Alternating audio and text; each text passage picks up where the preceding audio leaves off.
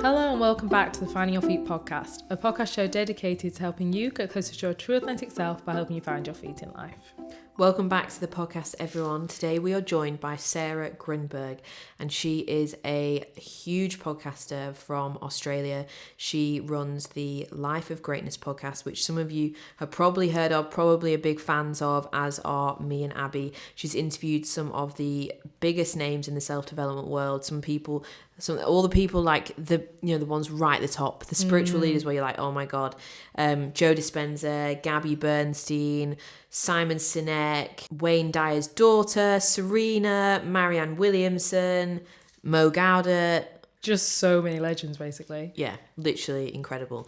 And she herself has gone on an amazing journey, and she's very, very spiritual. So we have a lot of interesting conversations about like spirituality, like some really interesting stories that really help you realize like the power of your mind and your thoughts.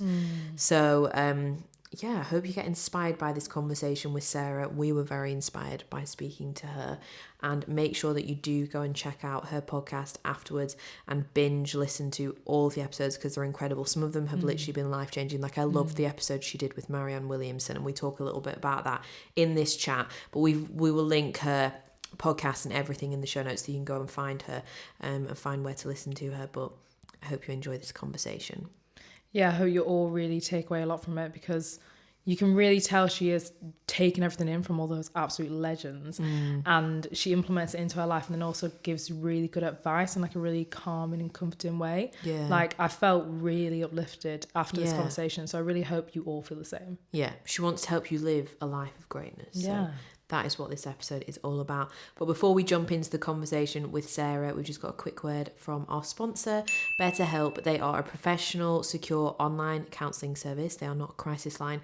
They are literally therapy done online from the comfort of your own home. So wherever you're listening to this episode right now, wherever you are in the world, maybe you're in Australia, if you know that's where Sarah's from, maybe you're over there listening, you can access BetterHelp services, and you can start your therapy journey within just 2 days of signing up for an account with them. Yes, so if you're at the point where you feel like you want to reach out for online therapy, it's very simple to set up. You can just go onto their website, you fill in a questionnaire so they can get a better idea of what you want from the therapist. And then like Grace said, they will set you up with a therapist in just 2 days, which is record time.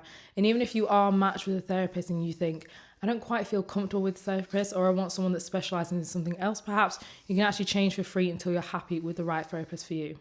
So if your personal growth and self-development's been one of your goals to step up and level up your personal growth in 2022, therapy is a great way to do that. You learn so much about yourself. It really helps you process your emotions and move forward in life, be more confident, and step forward into a life of greatness.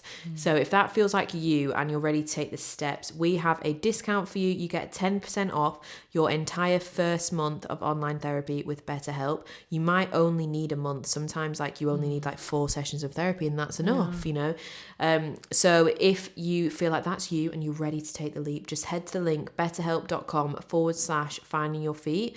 That's betterhelp.com/finding your feet. We've left a link in the show notes. Just click through there, fill out a really quick questionnaire. It'll take you about 5 minutes, and then within 48 hours you'll be matched with a therapist. You can set up your appointment and you can start your therapy journey from the comfort of your own home with your 10% discount. So it's a lot more affordable. It'll probably cost you about £160 for the whole month, and as far as therapy goes, that is a good price. You can be paying £160 a session, so that's for 4 sessions, as well as all the webinars that BetterHelp put on for people, and how you can message your therapist outside of the session as well and talk to them. So there's so many benefits. And if you feel like, do you know what, I'm ready to take that step. I'm sick of asking my friends for advice. I need one-on-one attention to help me process things and move forward, then therapy is the right thing for you. Yeah, exactly. Like, don't underestimate the power of therapy. Once you make that investment, like, your life will just change. It really will. So that's why we're really proud to be sponsored by BetterHelp. But that's all for now. Let's get into the chat with Sarah. Okay, so I'd just like to welcome Sarah Grynberg onto our podcast. Thank you so much for agreeing to come and chat with us. You are a huge inspiration of ours, as you have one of the biggest podcasts in Australia, and it has some of the most incredible guests. We've loved every single episode, so it really is an honour to have you on our show today. But if you could please start by just telling our listeners a little bit about Sarah and what it is you do for work, and like how your journey developed to where you are now. Yeah, absolutely. It's a It's great to be here with the two of you today. So, my journey in podcasting started about 4 years. It's been actually 4 years in December. And I work at a podcast provider called Listener, and they produce a lot of the big podcasts in Australia, but they're also part of a big radio station that I have worked at for the last 11 years. So, my journey into podcasting firstly began in radio, and I was a radio producer for many years. And then from there, I moved into podcasting 4 years ago and produced some of the biggest podcasts in Australia. Came up with the idea for a life of greatness when I started to get into self development work, and it just took off. I mean, I learned a lot about manifesting and the mind body connection and all these other wonderful things. And when I started learning about that, I think I almost probably manifested doing this podcast without intentionally manifesting it, if you know what I mean. And you know what? I knew from the very beginning that it was going to do well. There was not one part of me that didn't think that. And it has done really well, and it is a labor of love for me. I enjoy every single interview I go into. I learn so much, as well as being able to then obviously share that information with the people that listen, my community. So it's just been an incredible experience. Mm. Yeah, I want to hear some more about your journey of work, because we listened to one of your episodes where you were Mm. explaining about how like you got into the personal development space, and how you once you stuck your head into reading all the books and things like that, you very quickly transformed how you felt about life and how you Yeah, experienced life. So I'd love to hear some more about your journey in that sense. And I know you had there was something that happened at work where you end up losing one of your jobs, and it was like as if everything was kind of falling apart, but it was actually falling apart for something so much better to come into your world, which I think we all experience that when you feel like everything is literally falling apart, but actually you can't see at the time, but it ends up being like for the best, and you can never connect the yeah, dots looking forward, only looking back. And I think you've got a really lovely story that's like a really good example of that in action. So love to hear some more about your absolutely. journey in that way. So basically, like I said, I was a radio producer for many years, and I got the job as being a producer for a big breakfast show. And the breakfast show is the creme de la creme of radio shows. To be breakfast is like the key slot. And so I was producing that, and the hours were grueling, like, getting up at 4 o'clock in the morning to be at work by, 4:35 a.m., something like that. At the time, I had two very little kids. One was 2 and one was 4. And, I was going to bed at the same time as they were going to bed, and then waking up before obviously they woke up. And, it's 5 days a week. It's a big load. And it was, come winter time in Melbourne, it's probably not dissimilar to where you guys are. It's freezing cold. So you're getting up and it's dark and it's cold, and it's just the conditions were no good, and there was a lot of things going on actually at that time within that show that just were not great for the self-esteem. Not it wasn't a good environment to work in. A lot of my colleagues were suffering a lot as well, and I was complaining a lot to people around me, like, this job is no good, and I don't want to be here, and all that kind of stuff. And when you do that, or you may have friends that do that, but they kind of do nothing about it. And so I was kind of complaining the whole time, and I wasn't doing anything about it. And then uh, I remember I had the flu, and I was home a couple of days from work. And it was in that moment of absolute deep, deep despair. I remember tears rolling down my eyes, where I thought to myself, I've literally hit rock bottom. Like, I honestly, I need to do something about this, because I can't go on living like this. It's mundane, it's depressing, and there was a part of me that knew that there must be more to life than this. Like, how could we come onto this earth and this be it? I mean, I don't believe that. I mean, the Buddha says a life has suffering in it, but it also has joy in it with as well. So it was in that moment where I thought, okay, the only person that can help me is me. I need to do something about it. So I was in touch with a friend recommended a man who was a really kind of a spiritual person, and I did some self development work with him. He was an amazing guide, or is an amazing guide.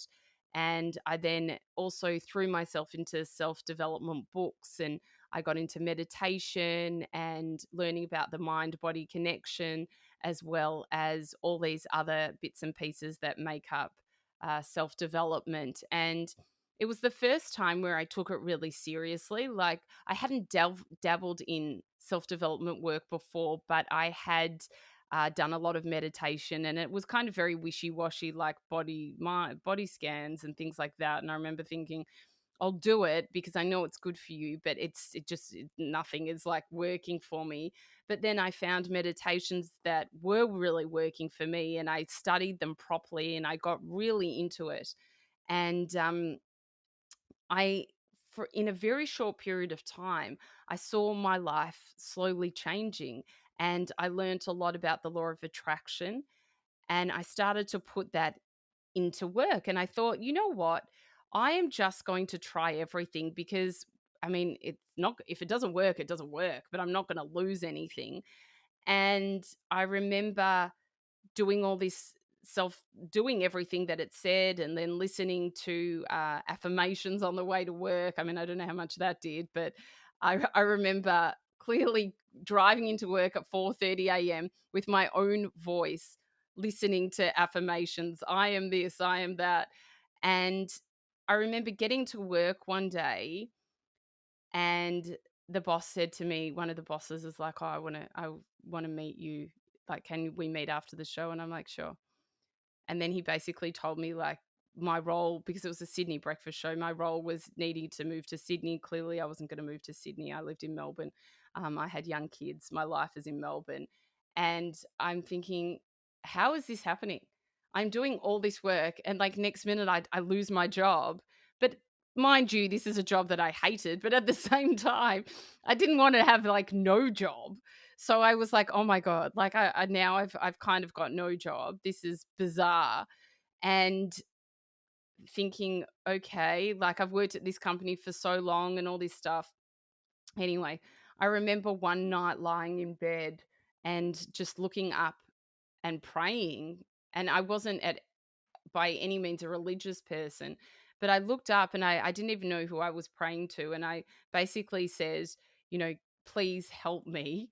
I really love where I work, but don't, obviously I want to work with nice people. I actually think I said the prayer before I got made redundant. So this was just before got made redundant. I said this prayer.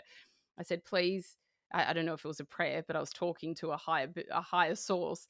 And please, can you help me? I want to work part time. I was like really gave all these things that I wanted.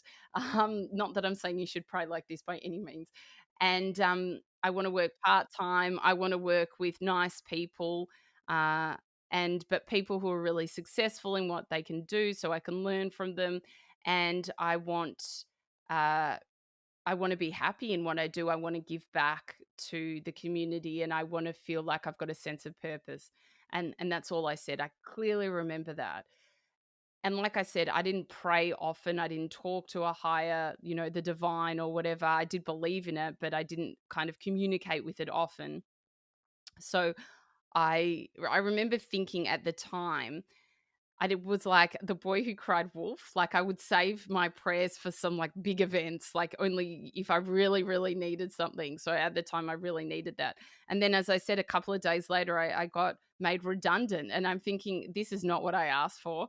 What is going on? This is like, Jesus, like, what am I going to do? And then, cut a long story short, basically the general manager of the company basically came to me and said, we want to keep you. There's a podcast arm of the business that's just started up. We'd love you to move into that. And I remember thinking, like, I'd never even listened to a podcast. Okay, that sounds fine to me. I'll do that. And I mean, it was a job, so that was good, staying at the company I wanted. And I was like, I want to go down to 4 days a week. And he was like, these Australia's biggest celebrities were moving from radio next year into podcasting. He's like, I'd love you to look after those guys. And I'm thinking, oh my God, like that's an honor. Like, how amazing is that? And then at the time I said, I want to look after the true crime podcast. And they said, that's absolutely fine. So I ended up the next year moving into this role, which was, part-time, working with the nicest celebrities you've ever worked for, working at the same place that I was at, which I had asked for. And then within 6 months, I came up with the idea of a life of greatness. And my boss was like, yeah, just, put a plan together and see how it goes. And it ended up doing so wonderfully. And here I am today. So it was an absolutely amazing journey. And you know what, ladies, I was thinking, this works. Like, I have prayed and my prayers have been answered. I have done all the work that I've learnt with the law of attraction and it's come to me.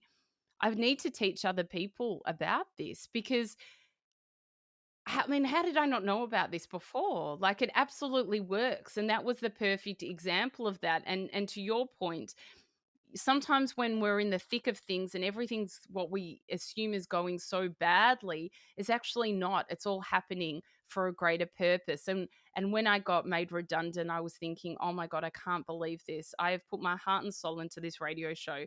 I've got treated like crap. And now I've lost my job. Like, how is this fair? And I've gotten into self-development work and I'm doing all the stuff they're saying. Well, like, how am I in this situation? But really, a couple of weeks later, the shift began and it happened so fast. And now in my life, I see that happen a lot. And still, when I'm in those times where I feel like I'm in the thick of it and I can't see out, I have the hope and knowing that the universe is working for you, and it's never there to do harm or bad. And if your intentions are in a good place, then you're going to see the fruits of that labor. Yeah, I love that so much. It's such a beautiful story. I would love to know, when you led there on that night and you said that prayer and you wasn't quite sure who you were speaking to, after that, everything like developed and you really started believing in the law of attraction and your life transformed. And you can really see that in your podcast, how like your story infiltrates into all the episodes. So it was so obvious it had to happen. But from that point, did your relationship with like praying or with the divine start to develop and change? Like, how do you kind of work with that in your life now? Yeah, that's a beautiful question. So basically, it became a lot deeper. And as much as, the more work I got into, the more mystical experiences I had, the more I realized that this was true.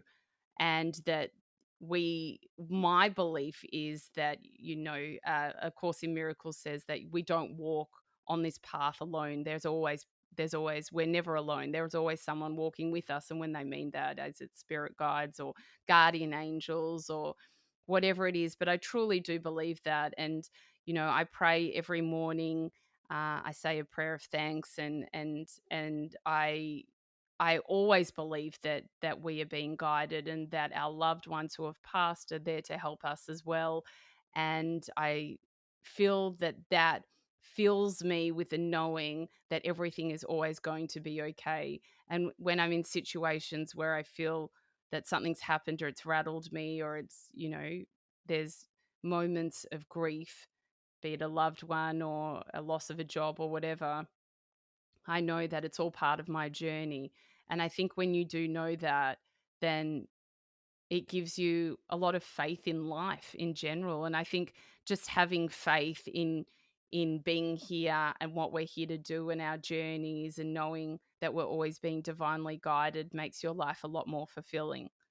Yeah, definitely. You mentioned there A Course in Miracles, and we've recently become aware of Course in Miracles because we both read A Return to Love by Marianne Williamson, and we've read a lot of books, but that book really really changed something in us. Like the whole idea of coming back to love in all these different parts of your life, and how we are always being guided, and just seeing spirituality in the way how that Marianne sort of speaks about things. And we loved the episode that you did with her on your podcast that literally blew us away. There were so many things in there that she shared that gave me answers to things that I've always wondered, like in the spiritual world. Like when the one thing that I really remember she said was that when somebody, like, you know, does harm to you, it's because they're obviously they're acting from fear, not from love. But it's what's your responsibility is to not make that like sort of taint your worldview or close up your heart or start to like withdraw and not live in that place of love. And it's your responsibility to like stay in that place of love and stay open, and then the universe, you know, sort of takes care of that person for you, and you don't need to do anything. I thought, like, that's something I've always wondered, because I've been like, oh well, you know, the law of attraction, all this stuff, like you're meant to like give out good energy, but what if someone does something really horrible to you? Then what are you supposed to do? And like, so just learning a little bit more about A Course in Miracles and Marianne's work has really deepened my relationship with spirituality and answered a lot of questions that I've always wondered that I wasn't getting answers from other people. But I know that like A Course in Miracles is a really big part of your life. I've heard you mention it a lot in the episodes. And a lot of people I admire in the spiritual space, like Gabby Bernstein and like Melissa Wood Health in America with what she does, like they're very, very influenced by A Course in Miracles. So I'm really curious about it. We're only just recently, you know, been newbies. yeah, we're newbies to it, but I'd love to hear some more about A Course in Miracles and what is sort of how it's integrated its way into your life, and like your meditation practice with it, and what it sort of means to you. Yeah, it's a beautiful text. It's a cumbersome book. Have you seen it before? It's Yeah. like very thick. And look, I didn't get all the way through it, and I would say most people don't because it is really thick. But there was a group of us that would actually come over to my house, and we would study it together for quite a long period of time. And it's a channeled text, and they say it's channeled by Jesus, but if like as in the channel that came through to, I think it was a woman and a man, don't quote me on this, was some form of Jesus anyway.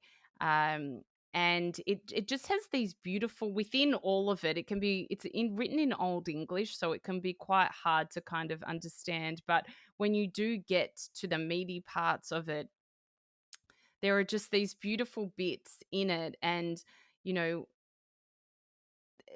a lot of the Wayne Dyers and obviously the Marianne Williamsons and the Gabby Bernsteins and people like that, they do take a lot of their information from A Course in Miracles, because I feel that it's almost like the basis of love and the basis of why we're here in our existence, and obviously working with higher beings and all that kind of stuff. But it is a beautiful text. And there is this prayer, and we spoke about it, Marianne and I, in the interview I did with her. And it's, you know, where will you have me go? What would you have me do? What would you have me say, and to whom? And that's something that I say after my meditations every day. There are just these beautiful sayings within everything in A Course in Miracles, which you can just relate to your life in general. There's one that says, you know, a miracle is a change in perception. So when we think of miracles, we think of Jesus walking over water and things like that.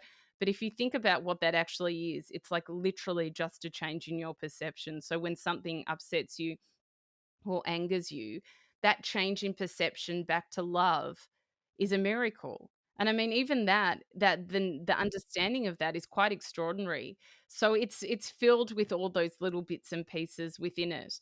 But something to what you were saying before about what Marianne said about if someone is unkind to you and then not to close your heart.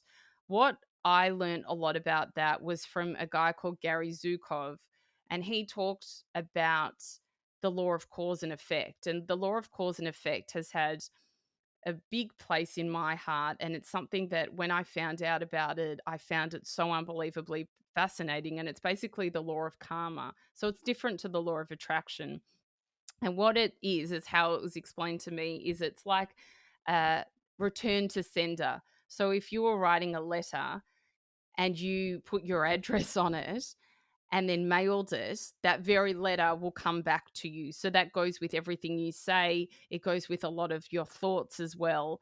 And it goes with everything in life. So, for example, and this is obviously a very Hollywood example, but if you were going to get married and your partner left you on the altar, basically, stranded by yourself, then that would then happen to them. There would be some sort of betrayal that would happen to them in their life. And it might not be the exact same thing that they marry someone else and then they're stood up, but it could be in their financial situation that they've got a business partner that betrays them, or it could be someone in platoon combat that betrays whatever they were supposed to do. So, in one way or another, that karma will come back and hit that person it could be, as I said, in a different way, but the law of cause and effect is not personal, but it will always come back to someone. And I think once you understand that, and that's from a good perspective as well, like you do something good and then that comes back to you too, there's that reflection. So I think once you understand that law, it changes everything that you do in life. I mean, if you know, if you're mean to someone, that's going to happen to you sometime as well, then why would you do that? So, like, you just wouldn't, because you know that it's going to be reflected back when you least expect it. So that's really had a great impact on me, and I really love teaching people about that as well, because I feel that when people know that, not only should they just not generally do that, but when they know that what they do is going to then come back to them, it'll make them stop doing it, and it will make them move more from a place of love and joy. Yeah, that's quite profound, isn't it? I think Yeah. that's definitely a teaching that really sticks with you and really helps, I think, with self-awareness, like going into something like, do I want to approach it in this way? Because thinking this will come back to me in some way. And with your spirituality, I would love to know, like, did you kind of like grow up in like a spiritual household, or did you go through like spiritual awakenings? I know some people don't really like the concept of like a spiritual awakening. What was like your transition into that? Because I always find stuff like that really interesting. Yeah. So no, I didn't grow up in a spiritual household at all. And even to this day, I think to myself, um, do my parents think I'm a bit cuckoo? But no, they don't. They've never really said anything to me about it. But I was always interested, and I don't even know where this came from. So I feel like it's an innate, like people innately have it or they don't. This wondering about what happens when we die, um, and the afterlife and spirits and things like that. And when I was young, spirits scared the hell out of me. I don't know what I watched on TV, but I remember thinking like that was really scary. And then when I got older, I really wanted to just start studying spirituality, and nothing prompted it. It was just, again, it was this inner feeling I had, an inner knowing of wanting to discover more. And at that time, I didn't have anyone in my friend, like, it's cool now to do this stuff. When I was younger, no one really knew about it. It wasn't not cool. It just, like, it wasn't really done, and it was only things like this were only spoken about in religious circles, and I wasn't a religious person, so uh, that's not where I wanted to sort of go. So anyway, there's this big Kabbalah teacher in Melbourne, Australia, where I live, and I'd heard about him, and I knew that being Jewish, that the Kabbalah was the Jewish mysticism. It was the mysticism side of the Jewish religion. So I got in contact with him, and I used to go to his house and we would sit at his kitchen table and we literally would study these Kabbalistic texts. And we would just, and I think I was maybe about 19, 18 or 19, and we would just discuss bits and pieces. And I found that really fulfilling. And he then opened up a center after that, and people used to come there. And I remember after we learnt maybe together for a year or so, I then ended up going to this place that he opened, and I was like the youngest person there by about 20 years or something.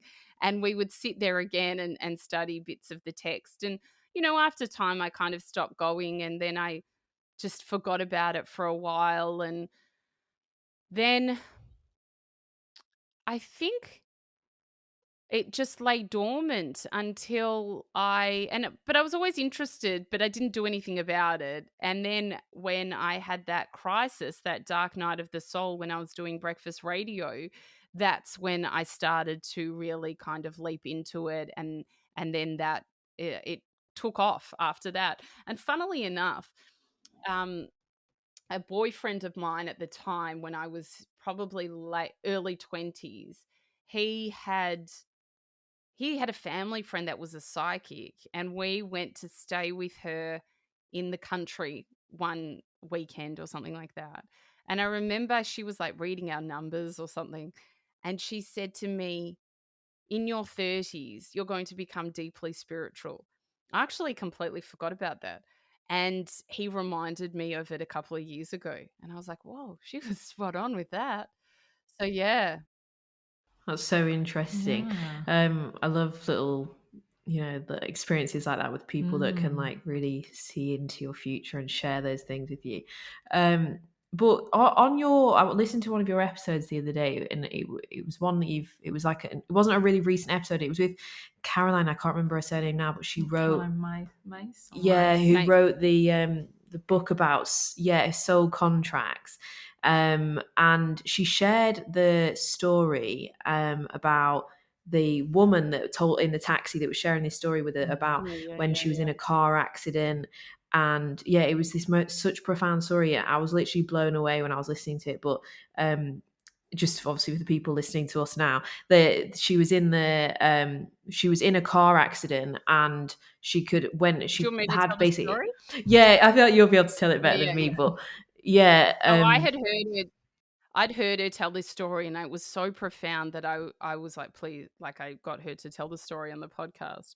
So basically, she she tells this story of having this terrible day, and that she was doing a course somewhere in Europe, and there was supposed to be thousands of people, and I think there ended up being like 10 or something. And she's thinking, this day can't get any worse. Carolyn's very funny. And then she was over it and tired, and she had to go back. She wanted to go back to her hotel room, and all she wanted to do was watch TV and be in silence. And she gets into the taxi, and this lady says to her, she knew who Caroline was. She said, "Oh, Caroline, can I tell you about my near-death experience?" And Caroline's thinking, "Oh God, I just want silence." But she's like, the lady was nice, so I said, "Okay, I'll listen to one more story." And the lady says, I was in a car accident, and I remember I left my body, and I could hear people in the cars that had collided with my car who, didn't quite know what was happening. They didn't know that this woman, was basically dying. They were complaining and saying, "Oh God, I'm going to be late for work, and I can't believe that that this car accident had to happen." And they were whinging. And she said, but in the sixth car, I saw this light just shining from the car and going straight into my heart. And as soon as I noticed that, she said, I was like whooshed to that sixth car. And I was sitting there having this out of body experience and seeing that the lady in the sixth car was praying. She was sending prayers to me to hope that I was okay. And the lady said that then she was back in her car, and she looked down, and she was, very injured. And her guardian angel said to her, it's not your time. You need to go back into your body. It will take a while to recover, and it might be painful, but you will be okay. And so she basically was banged into her body, and it took 6 months for her to recover. And at the time, she had memorized the number plates of the lady that was praying for her. And when she was better and out of hospital, she looked up who that lady was, and she went to her house with flowers and said, "These flowers are for you. I'm the lady that you prayed for." And so basically, the crux of the story is that all our prayers are heard and all our prayers are answered. And it's incredible because after listening to her, it completely changed the way that I thought about prayer. And Carolyn says, no answer's an answer as well. So if you're asking for something and it's not answered, that's an answer. But it's knowing that and hearing that story makes you realize that praying and having the divine watching over us or listening to us and helping us on this journey is absolutely real. Yeah, thank you for sharing the story and explaining it way better than I could have. yeah, because I really wanted you to retell that story, because when I heard it on your podcast, I was like, wow, like it was like a story that I won't forget now, because it does really show you like the true power of prayer. And like that quote that Marianne Williamson says in Return to Love, that she's like really well known for, that our greatest fear is not that we're inadequate, it's that we're like powerful beyond measure. And I think that story really shows as well like the true power of like our intentions and like our energy and our hearts and like and our words and what they do in the world. So thank you for sharing that. But you've had, it's like, obviously that's such an amazing story to hear from someone on your podcast. And I was listening as well to your episode the other day that just recently came out with Wayne Dyer's daughter, and he was like there in the episode, he was interrupting your interview and doing all those things. It was really clear that he was here, and that was like as a listener on the receiving end of that, I was like, felt like I was having a spiritual experience even just listening to it. Like yeah, it's crazy. But obviously you've had like quite a lot of guests come on who've shared things like that, and obviously you've had like these sort of spiritual experiences even when you've been recording with guests. But what in your own life that maybe you've not mentioned on your own podcast before or anything, have you had any experiences like that where it's really just shown you like, wow, like the higher power and like the divine, it is so real, like especially as you've like really deepened your relationship with that higher power ever since that sort of dark night of the soul that you're describing?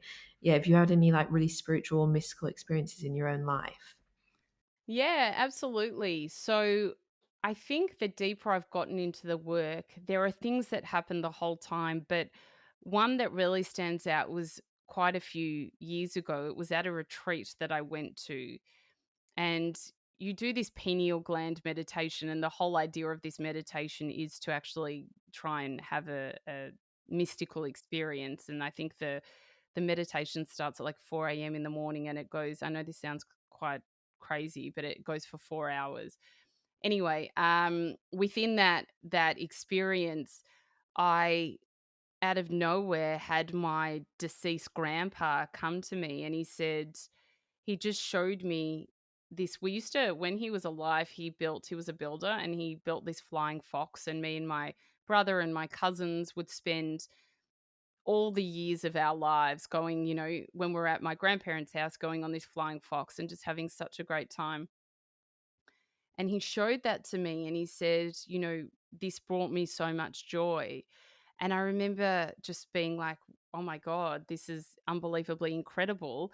And then the next time we did the meditation, I remember seeing my grandmother who had passed away, the same thing. And she came with a message to me that was really personal and was, absolutely beautiful. And I know you could think like, well, was it my imagination or is this real? But when something like that occurs, it is so real that it's not your imagination.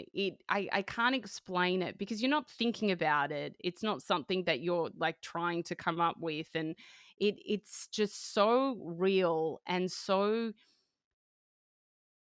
moving that there is not one part of you that thinks that you made it up. So those probably were some really beautiful moments that have happened to me. But also in my day-to-day life, there are so many synchronicities. Like when I'm on track and I feel that I'm in alignment with the universe and my higher being and the path that I'm walking, it'll be like I'm thinking of someone and then they call or I get an email from them, but it'll happen the whole time. Like I'll have a day where it's just all of those things are sprinkled and you just know that the universe is helping you out and guiding you in a way, or there'll be an opportunity that arises and you'll be like, whoa, I was just thinking I wanted something like that. And it's just things like that where when you know about this work, you start to take notice of all these little things that happen in your life and the alignment that starts happening within all of it. And that's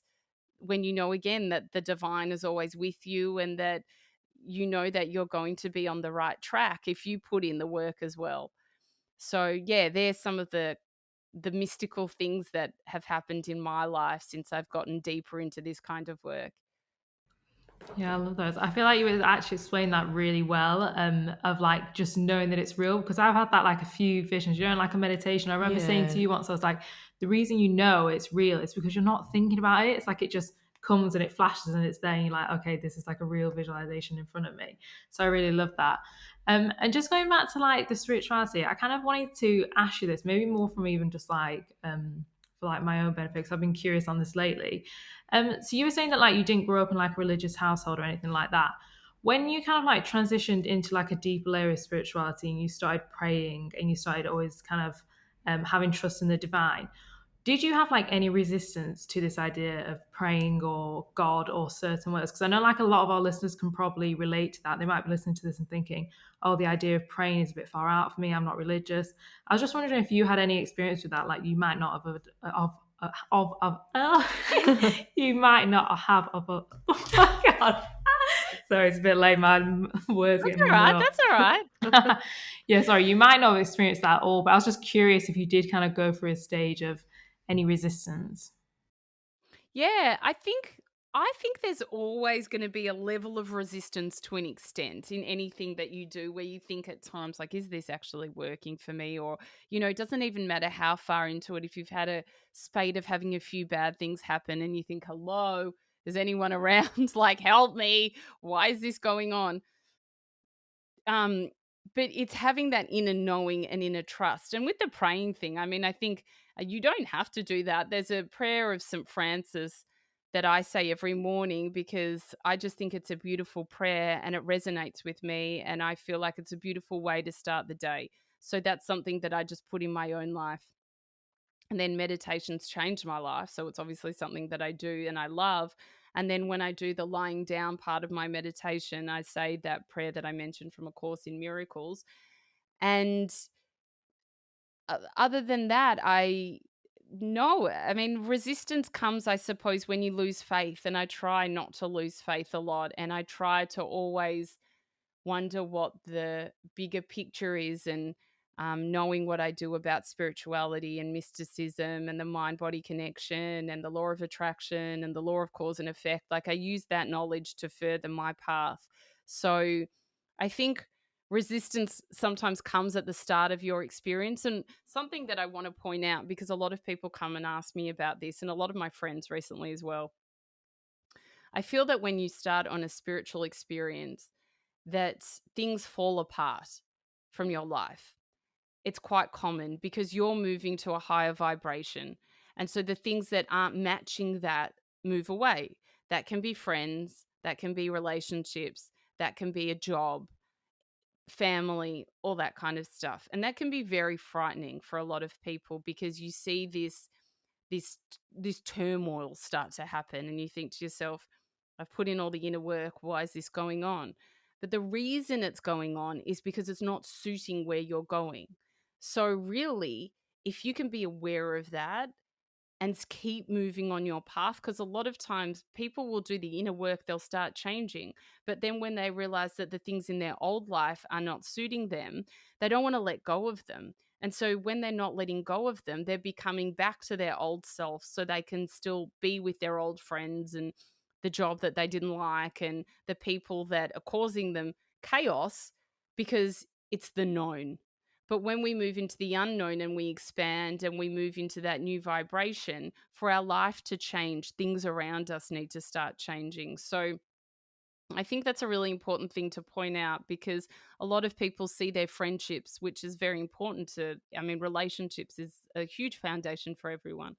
And when they see that change, it can be very discouraging for a lot of people. But when you have that, again, that inner knowing and that faith that it's changing because those people don't suit where you are anymore, and that you'll be then open to a whole lot of people that will suit you.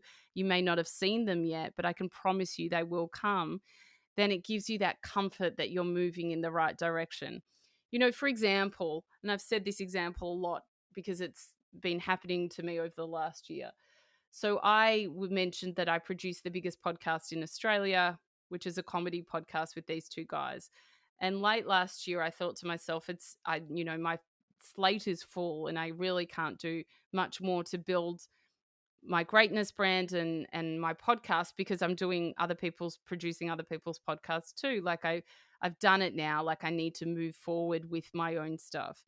But working for those boys has been one of the best experiences of my life. And, coming from that breakfast radio show that I really disliked, then working for them, where it's like having a second family. So I resigned from that job at the start of the year, and it kind of got dragged out. And so basically my last show with them was last week.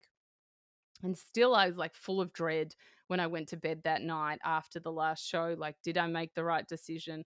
I'm leaving the biggest celebrities in Australia and the biggest show in Australia to go do my own thing. What if it doesn't work out for me? And I've left this amazing job as their executive producer, which is like anyone's dream job. But I know that this is my path. And even though I can't see what is there yet, like it's not like I go, okay, I'm moving and now I'm going to this, this, and this. Like I don't have all of that at the moment, but I've put in the hard work and I have the faith that it's all going to work out for me. And again, it's doing that big step into the unknown. And sometimes when we step into the unknown, it can seem like it's a place that's a bit scary, or we don't know, but being in that place is where everything is possible. But when we're in the known, we know what's there already, and it's like those worn out memories of the past. But the unknown is that field of all possibilities. And I think that having resistance at the start, you need to move through that and know that if you're putting in the inner work and putting in just the work in general, because you have to do, like, I think people think sometimes with spiritual work that you just meditate and think good thoughts and things will come to you. And that doesn't happen. I mean, it might happen a little bit, but it really, if you want to put in the hard, if you want to see the fruits of your labor, you've got to put in the hard work as well. Like you can't just want to do a podcast and do nothing about it and just meditate and try and manifest it. Like you actually have to be in the 3D world and like action that as well. You can't just be in the 5D the whole time. So, we're in the 3D world. We have to make stuff happen too. So when you're doing that kind of stuff, the universe is seeing like, okay, she wants more of this. She's putting in the hard work. She's now left Hamish and Andy, this big show I produced. She wants to do more of the other stuff. So now we'll think, okay, we'll give her more of the other stuff. So I feel that the universe, the divine, whatever you want to call it, it's always watching you and it's guiding you on the right path if you're showing where you want to go. Yeah, that's amazing. I feel like that advice as well was literally exactly what we needed to hear. Where maybe the universe was getting you to say that to give us the message, because it really resonates with us and where we're at right now in our own journey of growing this podcast. And because we just started it, I just got a little ping, like literally it was a ping from the universe, and I'd never thought about really doing a podcast before, and I just was like, it was so random, wasn't it, how it happened, and that, like, this is completely different to what our careers were prior, like completely different, but we love it so much, but we have no idea what the future has in front of us. We have no idea how to just make it like really financially sustainable and everything. Like, we've got no idea what's in front of us, but what we know is that we absolutely love doing it, and by doing it, it helps other people as well that get to listen to it. So it's so true. You do just have to step out into the unknown and keep your faith, and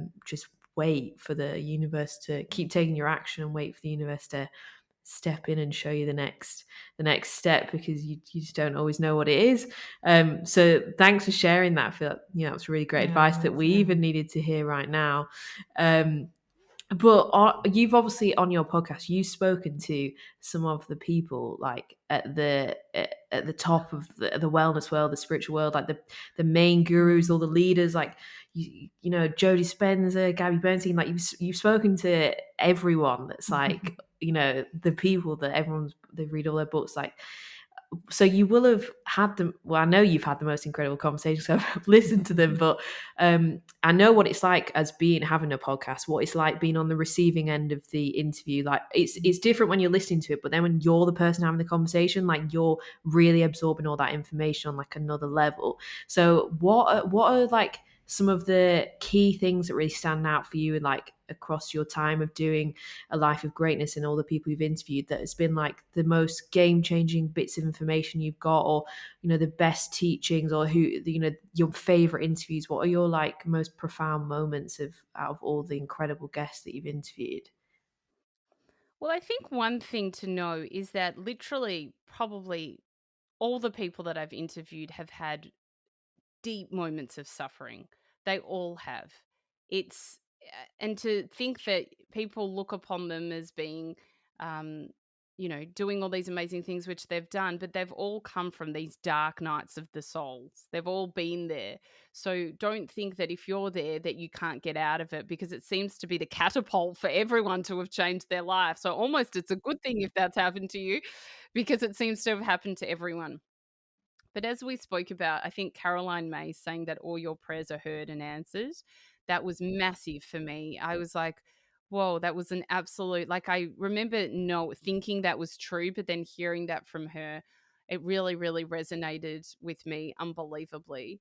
Um, I think also recently listening to Serena Dyer and her talking about these all these bad things that happened in her life, and she's had a lot of hardships, and she tells this story. It was a Rumi poem, about these rungs on the ladder, and the rungs on the ladder are just things that we basically asked for before we incarnated into this life. And those rungs, even if they're hard, they're rungs towards God. And I think it's also that understanding of always having faith and knowing that even if you come into challenging times, those challenging times are sometimes where we can become the most enlightened and learn the most from them. And if you look at all challenging situations like that, think about those learnings as being a rung that's leading you even higher towards God. I think that was absolutely beautiful.